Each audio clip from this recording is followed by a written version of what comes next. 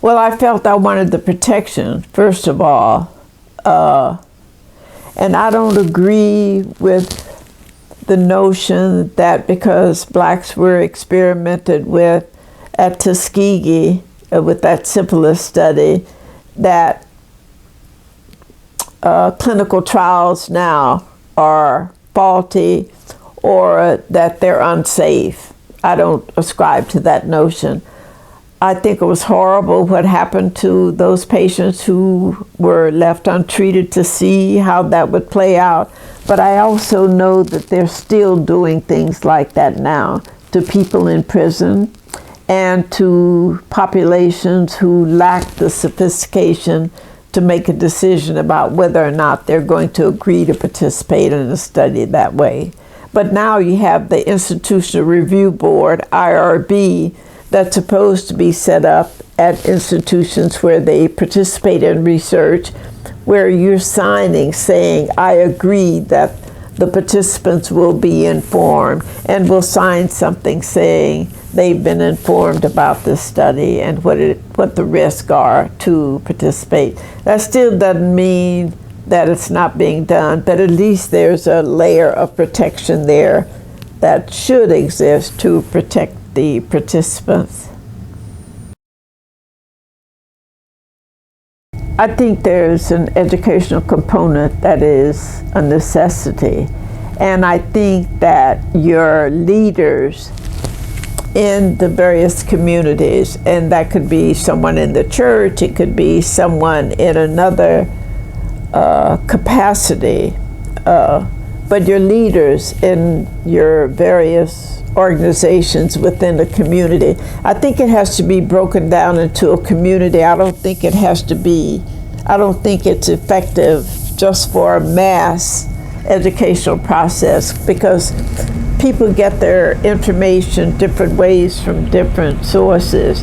And I think that those different ways have to be used to reach the mass. Not one big thing, one fits all. No, you got to break it down. You got to know the people you're dealing with. You got to meet them where they are. I think I was born to be a nurse. I really do, because I am a very empathetic, caring kind of person. And so had I not been a nurse, I probably would have been a social worker, except I didn't know anything about social work. But I knew about nursing because my dad was in the hospital.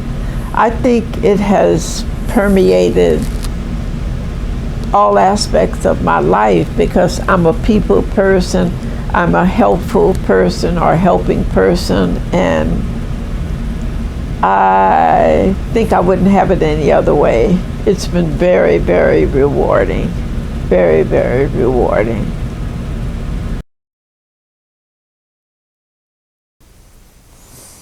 Well, first of all, I let her know that I became a nurse, and part of the reason was because of the impact that of how she impressed me, how she took the time to talk to me and to ask me what I wanted to be.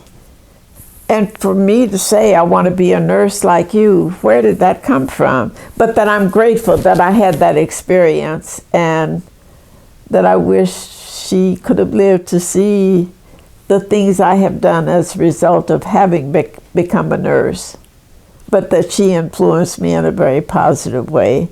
And I think also, had it not been her, I think somewhere along the way, it would have been some other nurse, probably. I predict that in the future, another level of healthcare provider will emerge because people are getting older. We're learning more sophisticated ways of how to take care of people, scientifically based, but yeah, the need is going to exceed what's available. I predict also that the kind of educational programs that evolve will probably look very different in the future, where you have more specializations, certain basic information across the board, and then you start specializing in certain aspects of healthcare. Yeah, I predict that the curricula will change.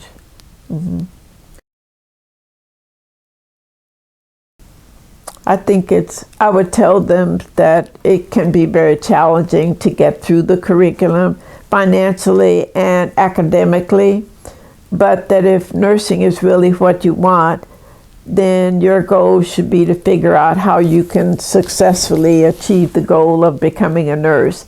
And once you do that, I think that the benefits and the rewards that you get are worth whatever the effort was that you had to put in it to achieve that goal.